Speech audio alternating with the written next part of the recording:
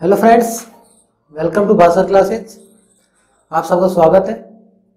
हम पढ़ रहे थे राजस्थान के लोक देव देवता। हमारी पिछली क्लास में कंप्लीट हो चुके हैं और उसी टॉपिक को हम आगे बढ़ाते हुए आज हम राजस्थान के लोक देवियों के बारे में पढ़ेंगे। अर्थात जो आज का हमारा टॉपिक है राजस्थान आर्ट एंड कल्चर में, वो है राजस्थान की लोक देवियां।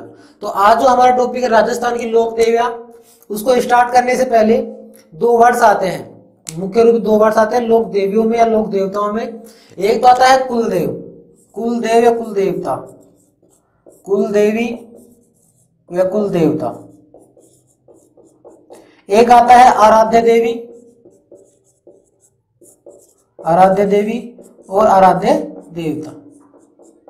दो वर्ड्स आते हैं कुलदेव या कुलदेवता या आराध्य देवी या आराध्य देवता। इनमें डिफरेंट क्या है? तो कुलदेव या कुलदेवता फ्रेंड्स वो होते हैं जो उस कुल में, अर्थात जिस प्रकार जो उसका कुल है, जिस कुल में या जिस वंश में जिस देवता या जिस देवी ने अब देवी का रूप लिया, अर्थात उसने कुछ ऐसा चमत्कार किया, कुछ ऐसे कार्य किए जिससे उसको लोक देवी की मान्यता, लोक देवता की मान्यता मिल गई। तो जिस कुल में उसका जन्म हुआ तो वो उस कुल की देवी बन जाएगी, कुल देवता बन जाएगा। उसी प्रकार आराध्य देवी कि जिस वंश या जिस जाति की पूजा अर्चना की जाती है, जिस जाति के द्वारा उस देवता या देवी की अधिक से अधिक पूजा की जाती है, तो वो उस वंश की या उस कुल की क्या बन जाती है? आराध्य देवी, अर्थात आराधना की जाती है।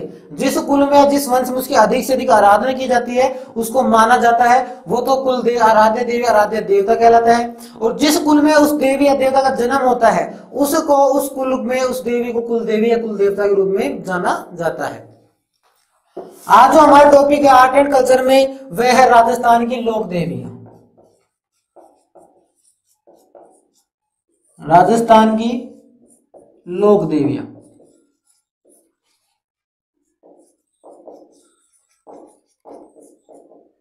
राजस्थान की लोक देवियां, इनमें जो सबसे पहले हम पढ़ेंगे, जिस देवी के बारे में, जिस माता के बारे में हम पढ़ेंगे, उनका नाम है करणी माता। क्या नाम है फ्रेंड्स उनका? करणी माता।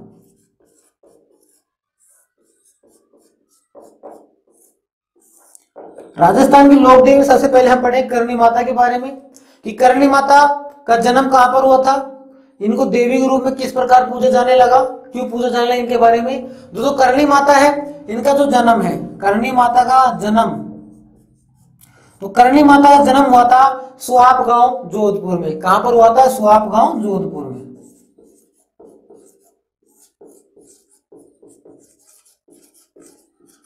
सुहाप गांव जोधपुर में इनका जन्म हुआ था। दूसरा इसमें क्या कि ये जो करणी माता है, जो करणी माता है, इसका जन्म किस कुल में हुआ? तो जो करणी माता है इनका जन्म हुआ था चारण वंश में। चारण कुल बोलो या चारण वंश बोलो, तो ये जो करणी माता है ये चारण वंश की कुल देवी है।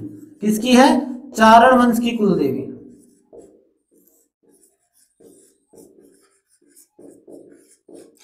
करणी माता है वो चारण वंश की कुल देवी है। और अगर आगे पूछ लिया जाए करणी माता किस वंश की आराध्य देवी है, तो ये है राठौड़ वंश की आराध्य देवी। राठौड़ वंश की आराध्य देवी। बीकानेर के जो राठौड़ वंश है उनकी आराध्य देवी कौन सी माता है? करणी माता है। और अगर आपसे राठौड़ वंश की आराध्य देवी की जगह आपको पूछ लिया जाए राठौड़ वंश की कुल देवी कौन सी है, तो राठौड़ वंश की जो कुल देवी है वो है नागणेची माता, जिनके बारे में हम पढ़ेंगे। तो इसमें पहला क्या होगा? इनका जन्म कहां पर हुआ था? सुहाप गांव जोधपुर में इनका जन्म हुआ था। दूसरा इसमें क्या कि ये कौन से वंश की कुल देवी है? जो चारण वंश की कुल देवी है। और आराध्य देवी पूछ ले तो राठौड़ वंश की आराध्य देवी कौन है? करणी माता है। कुल देवी और आराध्य देवी के बीच में आपको डिफरेंस पता चल गया होगा कि जिस कुल में उस देवी या देवता का जन्म होता है वो तो कुल देवी कहलाती है, और जौन सा वंश या जाति उसकी अधिक से अधिक पूजा करती है, आराधना करती है, अपना इष्ट मानती है, उसको इष्ट मान के पूजा करती है, तो वो उस देवी उस कुल की क्या कहलाएगी? आराध्य देवी कहलाएगी। इसके बाद चौथा इसमें क्या इंपॉर्टेंट है कि जो करणी माता है, करणी माता ने अपने जादू से, इनकी बुआजी थी, तो बुआजी का अपने चमत्कार से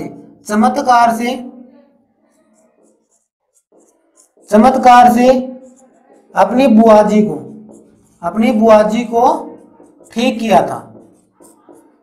जो करणी माता है उनका तो सबसे पहले चमत्कार है कि किस चमत्कार के कारण उसको स्कूल में देवी का दर्जा मिला। तो जो करणी माता थी उसका एक चमत्कार थी कि जो उनकी बुआ जी थी उनका शरीर था वो विकलांग था, शरीर क्रिया नहीं करता था, तो करणी माता ने अपनी बुआ जी को ठीक किया था अपने चमत्कार से।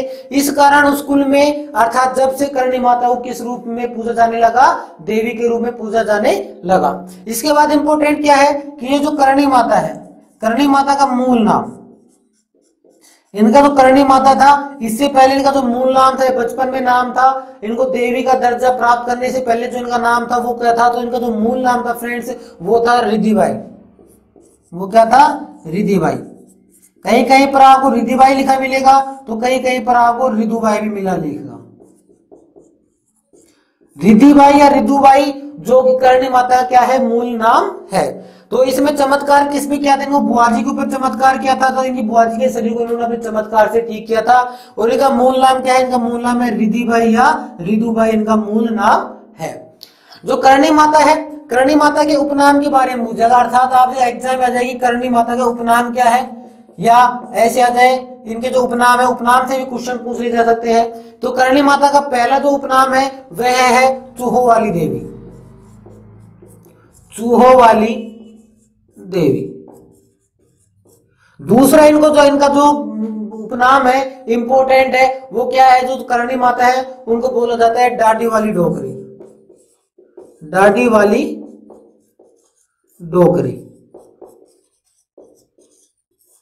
तो करणी माता के मुख्य रूप से दो उपनाम है फ्रेंड्स। पहला तो है कि इनको चूहों वाली देवी कहा जाता है। क्यों कहा जाता है कि क्योंकि इनके जो मंदिर है, इनका जो मंदिर है सुहाग गांव जोधपुर में, इनका जो मंदिर है देशमुख में, जिसका निर्माण राव बीका ने कराया था, तो वहां पर इनके मंदिर में अधिक संख्या में चूहे पाए जाते हैं। और यहाँ पर इनका जो मंदिर है, यहाँ पर सफेद चूहों को देखना बहुत ही लाभकारी माना जाता है। यहाँ पर चूहों की संख्या बहुत अधिक है जिन्हें काबा कहा जाता है। तो इनका पहला नाम है चूहों वाली देवी और दूसरा है डाडी वाली डोकरी। तो एग्जाम में इस प्रकार से पूछा जा सकता है कि डाडी वाली डोकरी किस लोक देवी को कहा जाता है, या चूहों वाली लोक देवी किस देवी को कहा जाता है। तो जो चूहों वाली देवी है, डाडी वाली डोकरी, जो उपनाम है वो करणी माता के उपनाम है फ्रेंड्स, किसके, करणी माता के। इसके बाद देखें कि जो करणी माता है, करणी माता के जो विवाह हुआ था वो हुआ था देपाजी चारण से। करणी माता थी वो अपना वैवाहिक जीवन नहीं जीना चाहती थी, इसलिए इन्होंने अपने जो हस्बैंड थे देपाजी चारण, उनका विवाह अपनी छोटी बहन गुलाब देवी से करवा दिया था। तो करणी माता के जो पति थे, करणी माता के जो पति थे उनका नाम था देपाजी चारण, इनका नाम था देपाजी चारण। और इनकी जो छोटी बहन थी, इनकी करणी माता की जो छोटी बहन थी उनका नाम था गुलाब देवी।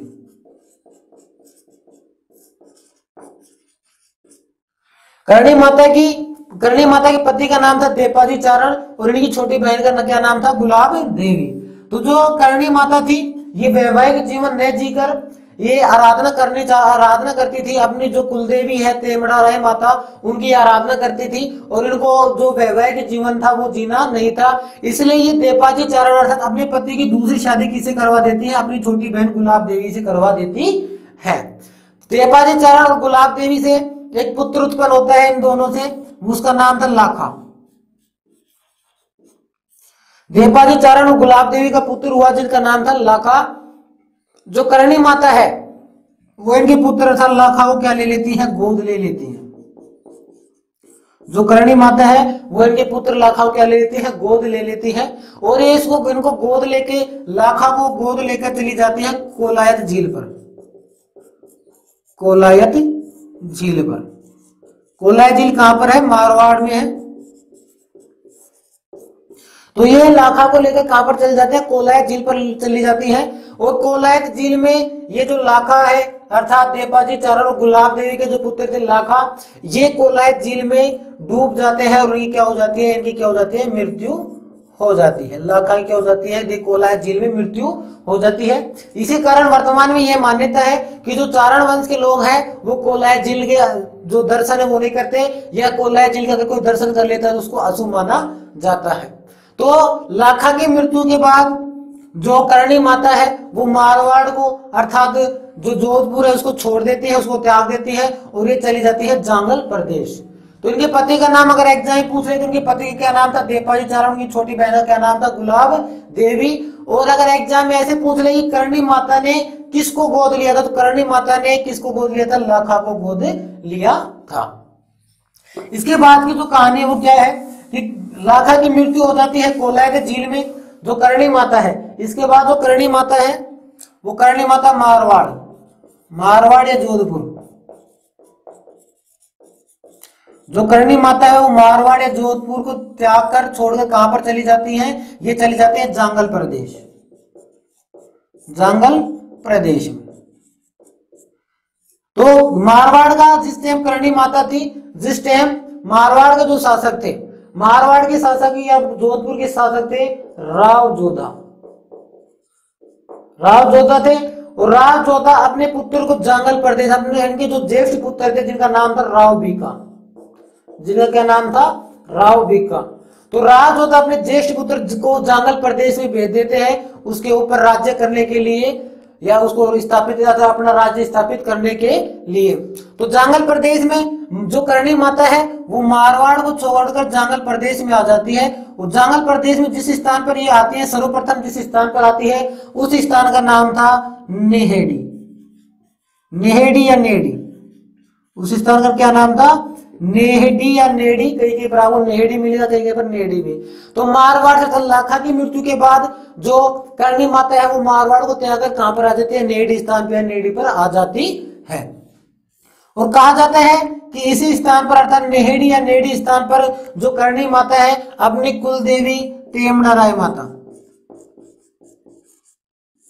अपनी इनकी कुल देवी थी करणी माता की कौन सी, तेमड़ा राय माता। तो ये यहाँ पर नेहड़ी या नेहड़ी स्थान पर तेमड़ा माता की क्या करती है, आराधना करती है, पूजा करती है, इनकी भक्ति में लीन हो जाती है। और कहा ऐसे हो जाता है कि यहीं पर लाख के पेड़ के नीचे जो करणी माता थी वो छाछ भी बुलाया करती थी। और नेहड़ी और नेहड़ी जो नेहड़ी स्थान है यहीं पर राव बीका अर्थात जो राव जोधा के ज्येष्ठ पुत्र थे राव बीका, वो यहीं पर अर्थात नेहड़ी पर आते हैं 1465 में।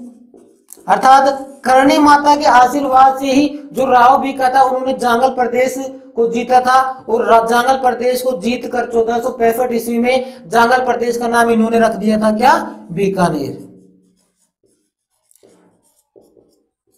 जो राव बीका था इन्होंने 1465 में करणी माता के आशीर्वाद से जांगल प्रदेश पर विजय प्राप्त कर ली और किसका नाम क्या करते हैं, बीकानेर रख दिया, किसका, जांगल प्रदेश का।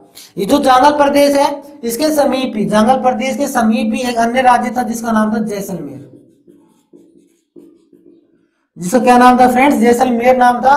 तो जांगल पर राव बीकर जैसलमेर के जो शासक थे इन दोनों में कई बार युद्ध हुआ। जो जैसलमेर के शासक थे वो जांगल पर तथा बीकानेर को प्राप्त करना चाहते थे। तो इन दोनों राज्यों के मध्य कई बार युद्ध हुआ, क्षति भी हुई। तो राव बीका जाते हैं किनके पास, राव बीका जाते हैं करणी माता के पास कि हे माता कि आप ही कृपा से मैंने इस प्रदेश को बसाया है, तो यहाँ पर जैसलमेर से अर्थात आक्रमण हो रहे हैं जिससे क्षति हो रही है, हानि हो रही है। तो जो ये जांगल प्रदेश है और बीकानेर है, तो बीकानेर की सीमा के ऊपर, बीकानेर की सीमा के ऊपर ही ये जो करणी माता है ये जाती है कहां पर, जैसलमेर और बीकानेर की जो सीमा थी,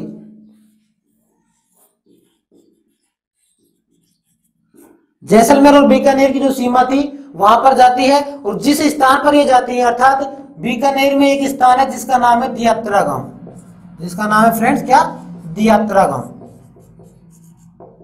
तो जो करणी माता है ये यहाँ पर अर्थात जैसलमेर बीकानेर में पड़ता है जो दियात्रा गांव है, लेकिन ये जैसलमेर और जांगल प्रदेश अर्थात बीकानेर की सीमा पर पड़ता है। तो ये दियात्रा गांव में जाते हैं कौन, करणी माता, और इन दोनों राज्यों की समझाइश करते हैं। उसके बाद जैसलमेर और बीकानेर में कोई युद्ध नहीं हुआ था। दियात्रा गांव वही गांव है जहां पर गिनेरू की तलाई में, दियात्रा गांव में ही गिनेरू की तलाई में, गिनेरू की तलाई में, दियात्रा गांव में गिनेरू की तलाई में 151 साल की उम्र में, 151 साल की उम्र में करणी माता ने जीवित समाधि ली थी। कहां पर, दियात्रा गांव गिनेरू की तलाई, 151 साल की उम्र में कहां पर, दियात्रा गांव में करणी माता ने जीवित समाधि ली थी। इसके बाद जो दियात्रा गांव है यहीं पर किसने समाधि ली, जीवित समाधि ली, किन्होंने, करणी माता ने जीवित समाधि। इससे दुखी होकर, इससे पीड़ित होकर जो राव बीका है, इन्होंने जिस टाइम राव बीकानेर के शासक थे उस टाइम बीकानेर की जो नाक थी, जो सबसे इंपॉर्टेंट जगह थी, जो मेन जगह थी, उसका नाम था देशनोक। क्या नाम था? देशनोक। तो राव बीकानेर देशनोक में क्या करा देते हैं? माता करणी का क्या बना देते हैं? मंदिर बना देते हैं। तो ये करणी माता के पीछे की हिस्ट्री थी। पहली इंपॉर्टेंट बात क्या कि ये मारवाड़ से कहां पर आ जाती है? ये आ जाती है जांगल प्रदेश। क्यों आ जाती है? इनकी जो बहन थी गुलाब देवी, उनके जो पति थे देपाजी चरण, उनके पुत्र जो लाखा थे, उनकी मृत्यु के बाद ये जांगल प्रदेश आ जाती है। जांगल प्रदेश में सर्वप्रथम जहां पर आते हैं उस स्थान का नाम है नेहड़ी या नेहड़ी। यहीं पर नेहड़ी या नेहड़ी पर ही राव बीकानेर माता करणी का आशीर्वाद प्राप्त करके अब जांगल प्रदेश पर विजय प्राप्त की और अपना नया ठिकाना या नया शासन बनाया। कहां पर? बीकानेर को। अर्थात जांगल प्रदेश का जो दूसरा नाम रख दिया किन्होंने? बीकानेर। किन्होंने? राव बीकानेर। दियात्रा गांव वही गांव है जहां पर करणी माता ने जैसलमेर और जांगल प्रदेश के बीच में संधि करवाई, सुलह करवाई। और यहीं पर अर्थात दियात्रा गांव में ही राव जो माता करणी थी, इन्होंने 151 साल की उम्र में क्या कर लिया? अपनी देह का त्याग कर लिया या जीवित समाधि ले ली। इसके बाद इनका जो मंदिर है, इनका मंदिर कहां पर है फ्रेंड्स? इनका मंदिर राव बीका के द्वारा कहां पर कराया गया? इनका निर्माण मुख्य रूप से देशनोक में। तो अब इनके मंदिर की चर्चा करते हैं। करणी माता का मंदिर, तो इनका जो मंदिर है, करणी माता का जो मंदिर है वह कहां पर है? देशनोक में। देशनोक बीकानेर। दूसरी इंपॉर्टेंट बात, इस मंदिर का जो निर्माण है, इस मंदिर का जो निर्माण है वो किसके द्वारा किया गया? राव बीका के द्वारा। किसके द्वारा? राव बीका के द्वारा। तीसरा इंपॉर्टेंट बात इसमें क्या है कि जो करणी माता के जो मंदिर होते हैं, करणी माता के जो मंदिर होते हैं उनको फ्रेंड्स मठ कहा जाता है। करणी माता के मंदिर को क्या कहा जाता है? इंपॉर्टेंट है, क्या कहा जाता है? मठ कहा जाता है करणी माता के मंदिर को। इसके बाद जो ये मंदिर है, इनका जो पुनः निर्माण करवाया, इनका जो पुनः निर्माण करवाया,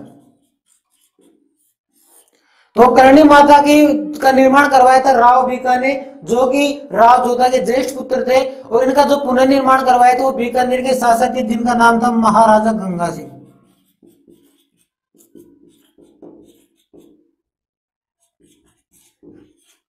महाराजा गंगा सिंह ने करणी माता के मंदिर का क्या कराया? पुनर्निर्माण कराया। इसके बाद ये जो मंदिर है, इस मंदिर में हमने शुरू पढ़ा था, मंदिर में क्या मिलते हैं? चूहे मिलते हैं। जो ये चूहे होते हैं, इन चूहों को कहा जाता है काबा। इन चूहों को इंपॉर्टेंट है फ्रेंड्स, क्या कहा जाता है? काबा। एग्जाम में पूछ लेगा काबा क्या होते हैं, तो काबा चूहे होते हैं जो कि करणी माता के मंदिर में प्राप्त होते हैं, पाए जाते हैं। ये जो मंदिर है करणी माता का मंदिर, जहां पर चूहे होते हैं, यहाँ पर सफेद चूहों को अधिक महत्व दिया जाता है कि यहाँ पर जो सफेद चूहे, जो भी दर्शनार्थी है, भक्त है करणी माता का, अगर वो यहाँ पर इनको सफेद चूहों का दर्शन हो जाए तो उसको बहुत ही ज्यादा शुभ माना जाता है। इसलिए जो करणी माता का मंदिर है इसको कहा जाता है सफेद चूहों वाला मंदिर।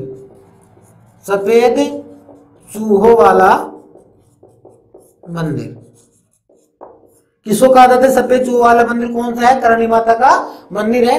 और कहा ऐसे भी जाता है कि जो चूहे हैं जिन्हें क्या कहा जाता है? काबा कहा जाता है। ये चारण वंश के पूर्वज है। ये क्या है? चारण वंश के पूर्वज। यहाँ की मान्यता है देशनोक की, जो ये चूहे हैं जो करणी माता के मंदिर में है वो कौन है? चारण वंश के पूर्वज हैं, जिन्हें क्या कहा जाता है? काबा कहा जाता है। यहीं पर इसी मंदिर में क्या है? इसी मंदिर में सफेद चील भी पाई जाती है, सफेद चील भी दिखाई देती है। सफेद चील, सफेद चील जिनका दूसरा नाम है संवली। सफेद चील जिन्हें क्या कहा जाता है? संवली भी कहा जाता है। तो मान्यता है कि जो सफेद चील है, जो संवली है, ये करणी माता का क्या है? दूसरा रूप है। करणी माता क्या फ्रेंड्स? ये क्या है? दूसरा रूप है। तो करणी माता के जो मंदिर है उनके बारे में पहली इंपॉर्टेंट बात क्या कि इनका मंदिर कहां पर है फ्रेंड्स? तो इनका मंदिर है कहां पर? देशनोक बीकानेर में इनका मंदिर है। दूसरा इनका निर्माण किन्होंने कराया, इनका निर्माण करवाया था बीकानेर के शासक, बीकानेर के संस्थापक राव बीकानेर। इनके जो मंदिर होते हैं, इनके मंदिर को कहा जाता है मठ। एग्जाम में पूछ रहे थे मठ क्या होता है, तो करणी माता के मंदिर को क्या कहा जाता है, मठ कहा जाता है। अगर आगे पूछ रहे करणी माता का पुनर्निर्माण किन्होंने कराया, तो बीकानेर के शासक थे जिनका नाम था महाराजा गंगा सिंह। तो महाराजा गंगा सिंह के द्वारा इस मंदिर का पुनर्निर्माण करवाया गया। और इस मंदिर में जो चूहे दिखाई देते हैं, तो इन चूहों क्या कहा जाता है, इन चूहों कहा जाता है काबा। इन चूहों क्या कहा जाता है फ्रेंड्स, काबा कहा जाता है। और इन चूहों के बारे में मान्यता है कि ये क्या है, चारण वंश के क्या है, पूर्वज कहलाते हैं। इसके बाद इस मंदिर में सफेद चील, जिनका दूसरा नाम है सांवली, वो भी दिखाई देती है, जिनको मान्यता है वाके लोगों की ये जो क्या है, करणी माता का दूसरा रूप है। और इस मंदिर में सफेद चूहों की अधिक मान्यता है कि यहाँ पर अगर सफेद चूहे दिखाई देते हैं तो बहुत ही भाग्यशाली होता है, इसलिए इस मंदिर को क्या कहा जाता है, इसलिए इस मंदिर को कहा जाता है सफेद चूहों वाला मंदिर। इसमें बड़ा इस मंदिर में जो प्रत्येक वर्ष जो मेला लगता है, इस मंदिर में प्रत्येक वर्ष जो मेला लगता है वो लगता है नवरात्रों में, अर्थात चैत्र नवरात्रों में और आश्विन नवरात्रों में यहाँ पर क्या लगता है, मेला लगता है। जिस मेले का क्या नाम है, करणी माता के मेले को कहा जाता है चेमनी का मेला या सेवकों का मेला, सेवकों का मेला।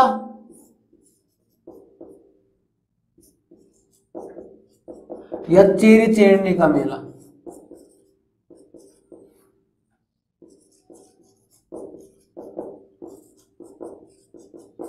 तो करणी माता के जो मंदिर है वहां पर प्रत्येक वर्ष नवरात्रों में, अर्थात चैत्र नवरात्रों और अश्विन नवरात्रों में मेला लगता है, जिसे चेरी चेरनी का मेला या सेवकों का मेला कहा जाता है।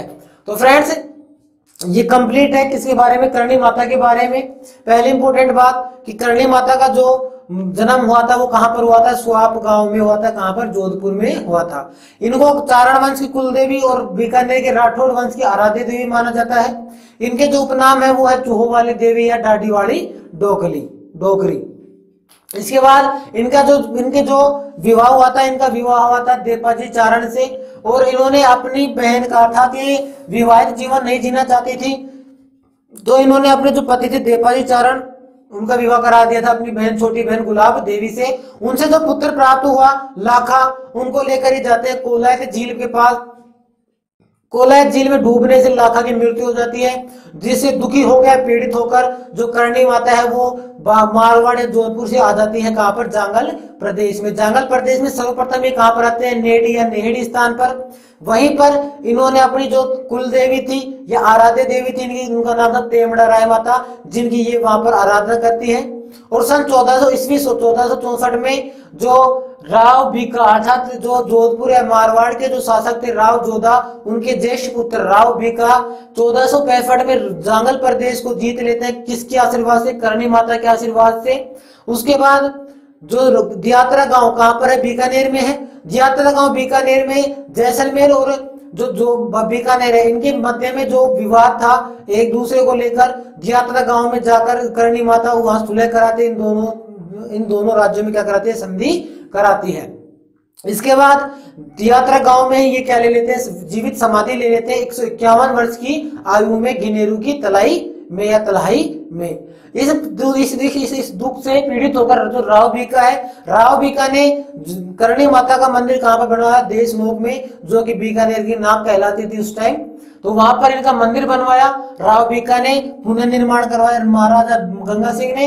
इनके मंदिर को मठ कहा जाता है। यहाँ पर जो चूहे दिखाई देते हैं उन चूहे को काबा कहा जाता है, कि ऐसा माना जाता है कि ये जो चूहे हैं ये चारण वंश क्या है, पूर्वज है। इन्हीं मंदिर के आसपास सफेद चील या सांवली दिखाई देती है, जिसे क्या कहा जाता है कि करणी माता का दूसरा रूप है। और इस मंदिर को क्या कहा जाता है, सफेद चूहों वाला मंदिर भी कहा जाता है। इस वर्ष में, इस मेले में, अर्थात इस मंदिर में प्रत्येक वर्ष नवरात्रों में मेला लगता है, जिसे चेरी चेरनी का मेला, सेवकों का मेला कहा जाता है। और ऐसी भी मान्यता है कि जो मेहरानगढ़ दुर्ग है, मेहरानगढ़ जो दुर्ग है उसकी नींव भी करणी माता के द्वारा ही रखी गई थी। तो फ्रेंड्स ये होता है करणी माता के बारे में कंप्लीट। इसके बाद पढ़ेंगे हम तुम्हारे जो दूसरी लोक देवी हैं उनके बारे में। तो जो दूसरी लोक देवी है उनका नाम है जमुआई माता। राजस्थान की लोक देवी है जिनका नाम है जमुआई माता।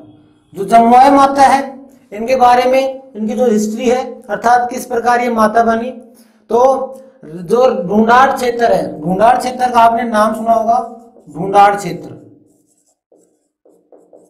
अर्थात हमारा जो जयपुर है, प्रेजेंट टाइम में जो जयपुर है, जयपुर आमेर, इनको सम्मिलित रूप से ढूंढाड़ क्षेत्र, ढूंढाड़ प्रदेश के नाम से जाना जाता था।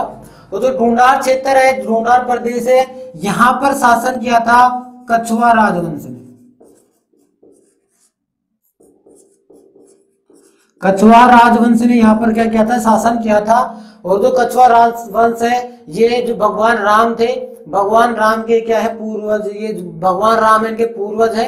भगवान राम के जो पुत्र थे कुछ, उनके ये क्या है, इनके ये वंशज है। जो कछुआ राजवंश है ये भगवान राम के पुत्र कुश के वंशज है। कछुआ राजवंश है जो कि इसके भगवान राम के पुत्र कुश के वंशज हैं। तो ढूंढाड़ जो क्षेत्र है, ढूंढाड़ जो प्रदेश है, इसकी जो पहली जो राजधानी थी, ढूंढाड़ प्रदेश की जो फर्स्ट राजधानी थी, पहली राजधानी थी, वो थी दौसा। इसके बाद इनकी जो सेकंड राजधानी थी, ढूंढाड़ क्षेत्र की जो सेकंड राजधानी थी वो थी माची। इसके अलावा इसकी तीसरी राजधानी बनी आमेर और चौथी राजधानी क्या बनी, जयपुर। पहली राजधानी क्या थी, पहली राजधानी थी दौसा, दूसरी माची, तीसरी आमेर, चौथी क्या है, जयपुर। तो राजस्थान की एक बहुत ही प्रसिद्ध प्रेम कथा है ढोला मारू की प्रेम कथा। तो जो ढोला था, जो इस पात्र में अर्थात इस जो प्रेम कहानी है ढोला मारू की प्रेम कहानी, इसके जो पात्र है ढोला और मारू, उससे रिलेटेड है क्या, जमुआई माता। जो जमुआई माता है जिनका जो बचपन का नाम था, मूल नाम था, वो था बुढ़वाई माता, वो ढोला और मारू की ही पुत्री थी। जिस टाइम ढोला और मारू अर्थात जिनका नाम था ढोला, क्या नाम था, ढोला, इनका दूसरा नाम था दुलेराय, इनका क्या नाम था, दुलेराय, इनका ही तीसरा नाम था सालू कंवर, सालू कंवर। ये इन्हीं के नाम थे क्या क्या, दुलेराय, ढोला, सालू कंवर। इसके अलावा ढोला राय और इसके नाम, इनका नाम था, क्या नाम था, ढोला राय, ढोला राय और तेज कंवर, इनका नाम था क्या, तेज कंवर। तो कछुआ वंश के ये क्या है, शासक थे जिन्होंने दौसा, जिस टाइम दौसा और माची राजधानी थी किसकी, ढूंढाड़ क्षेत्र की, तो उस टाइम के शासक कौन थे, ढोला, जिनका दूसरा नाम है दुलेराय, उनका नाम है सालू कंवर, ढोला राय या तेज कंवर, किनके नाम है, इन्हीं के नाम है। इनकी पत्नी थी ढोला राय की जो पत्नी थी, ये ढोला की जो पत्नी थी, उनका नाम तो क्या था, उनका नाम था मारूनी, उनका नाम था मारूनी या मारू। दुलेराय की पत्नी थी मारूनी या मारू। राजस्थान की प्रेम कथा भी है ढोला मारू की प्रेम कथा, उसी के पात्र है ये दोनों।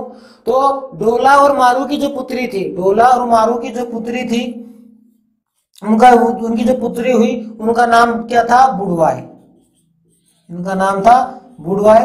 जिस टाइम माची राजधानी थी, जिस टाइम ढूंढाड़ क्षेत्र की राजधानी क्या थी, माची थी, उस टाइम ढोला और मारूनी से जो पुत्री होती है जिसका नाम था बुढ़वाई, जिसका नाम क्या था, बुढ़वाई था। जो ये बुढ़वाई है इसकी बचपन में ही मृत्यु हो जाती है, बचपन में क्या हो जाती है, इनकी मृत्यु हो जाती है।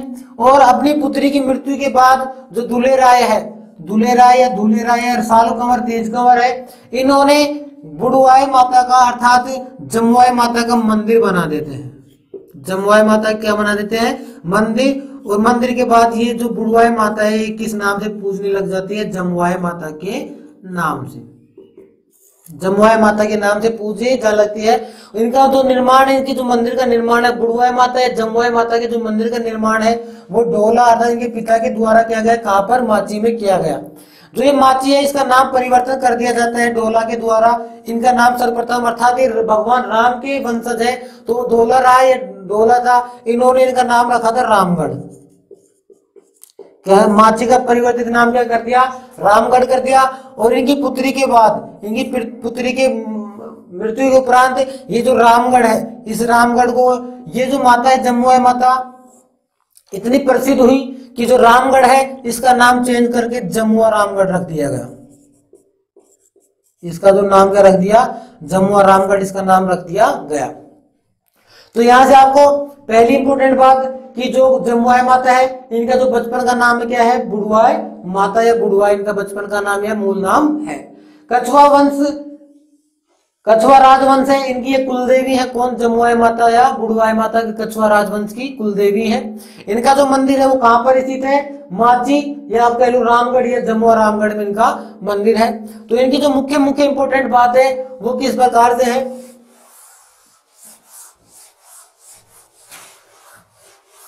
पहली इंपोर्टेंट बात क्या कि इनका मूल नाम, जो जमुआई माता है इनका मूल नाम, तो इनका जो मूल नाम है वो क्या है, बुढ़वाई माता।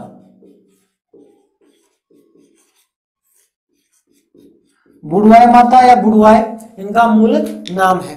इसके बाद इनका जो मंदिर है, इनका जो मंदिर है, इनका मंदिर कहां पर है, इनका मंदिर कहां पर है, माची। माची से इसका नाम क्या पड़ा, रामगढ़। रामगढ़ से इसका क्या नाम पड़ा, जमुआ रामगढ़। जमुआई माता के नाम पर इनका क्या नाम पड़ा, जमुआ रामगढ़, जो कि कहां पर है, जयपुर में, जो कि कहां पर है, जयपुर में है। और ये जो रामगढ़ है, ये माची है, जमुआ रामगढ़ है, इसको कहा जाता है ढूंढाड़ क्षेत्र का पुष्कर।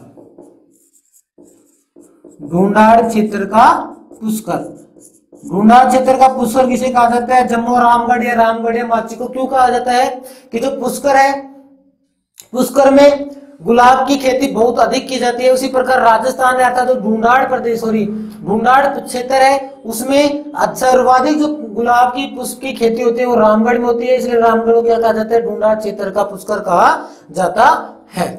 तो इनका जो मंदिर है, मुख्य मंदिर कहां पर है इनका, माची रामगढ़ या जमुआ रामगढ़ में। इनके मंदिर का जो निर्माण है, इनके मंदिर का जो निर्माण है वो इन्हीं के पिता जिनका नाम था दुले राय या धोला राय, इनके पिता का नाम था दुले राय या ढोला या धोला राय या साल कंवर या तेज कंवर, इनके पिता का नाम था। तो इस मंदिर का नाम है किन्होंने कहा, दुले राय ने इस मंदिर का निर्माण करवाया। इसके बाद चौथी इंपोर्टेंट बात क्या कि ये जो जमुआ माता है ये किस वंश की कुलदेवी है, तो इनका जन्म चारण वंश में हुआ, इसलिए ये चारण वंश की कुलदेवी है। चारण वंश की, सॉरी कछुआ राजवंश की, कछुआ राजवंश की कुलदेवी। चारणवंशी कुलदेवी के बारे में हमने पढ़ा था। चारणवंशी कुलदेवी कौन है, करणी माता है किसकी, चारणवंश की कुलदेवी। तो जमुआई माता है वो किसकी है, कछुआ राजवंशी क्या है, कुल देवी है। तो जमुआई माता के बारे में मोस्ट इंपोर्टेंट चार बातें हैं। पहला तो इनका मंदिर, इनका मूल नाम क्या है, इनका मूल नाम है बुढ़वाई माता या बुढ़वाई इनका मूल नाम है। इसके बाद इनका मंदिर कहां पर है, इनका मंदिर है माची या रामगढ़ या जमुआ रामगढ़, जो जयपुर में इनका मंदिर है।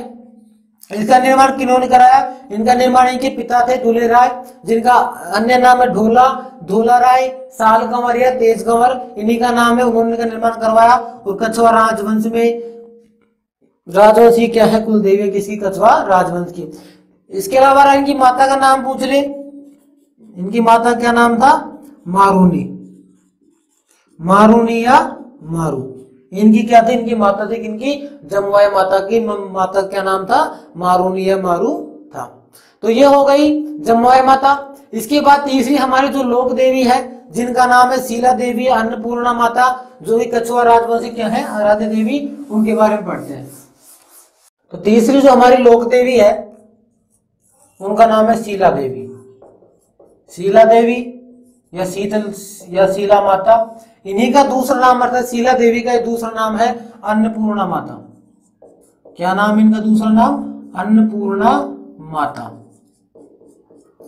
शीला देवी अलग है और शीतला देवी अलग है। जो शीतला देवी माता है उनका मंदिर है वो सील डूंगरी, जो कि चाकसू जयपुर में, वो अलग है, जिन्हें चेचक वाली माता के नाम से जाना जाता है। तो जो शीला देवी अन्नपूर्णा माता है ये है कछुआ राजवंशी की क्या है, आराध्य देवी।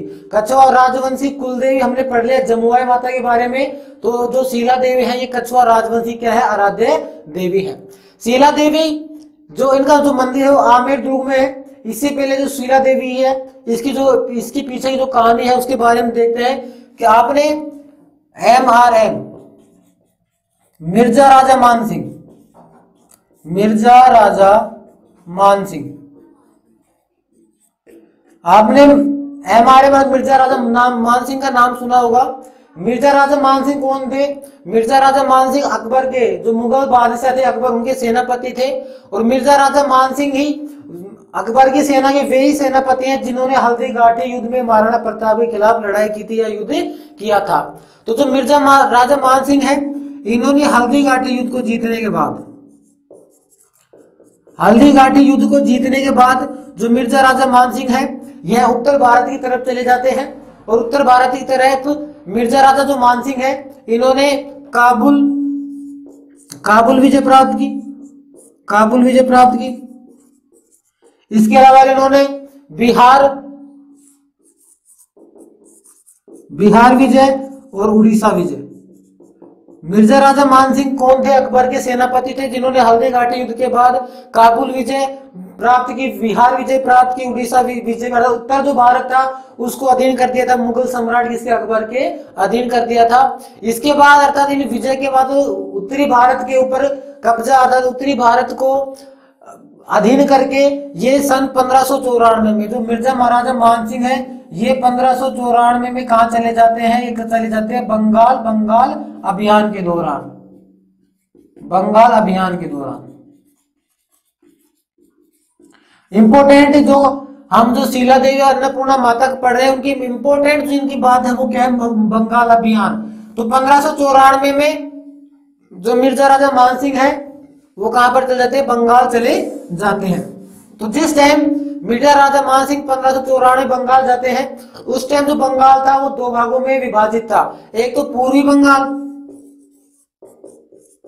एक क्या नाम है? पूर्वी बंगाल, और एक डिवाइड था किसमें? पश्चिमी बंगाल में।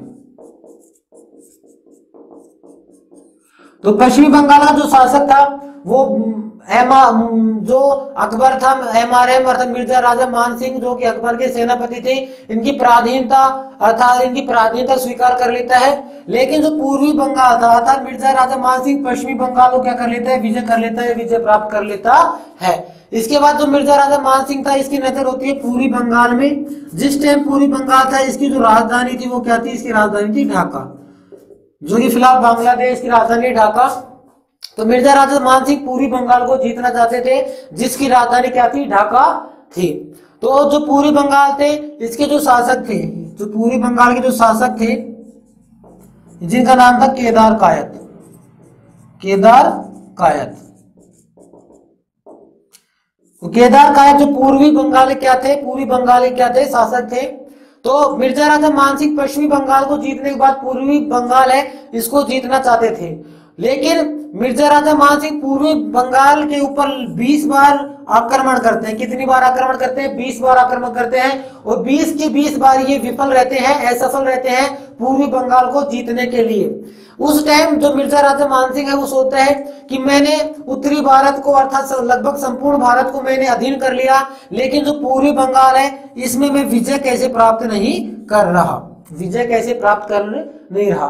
तो गुप्तचर से अर्थात मिर्जा राजा मानसिंह को अपने जो गुप्तचर थे, इनके जो गुप्तचर थे, उनसे ये पता चलता है कि जो केदार कायत है अर्थात जो पूर्वी बंगाल है इसके जो शासक है केदार कायत, इनके पास एक चमत्कारी मूर्ति है। जो केदार कायत है इनके पास क्या है? चमत्कारी मूर्ति है। और वो चमत्कारी मूर्ति किसकी थी? वो चमत्कारी मूर्ति थी शीला देवी को।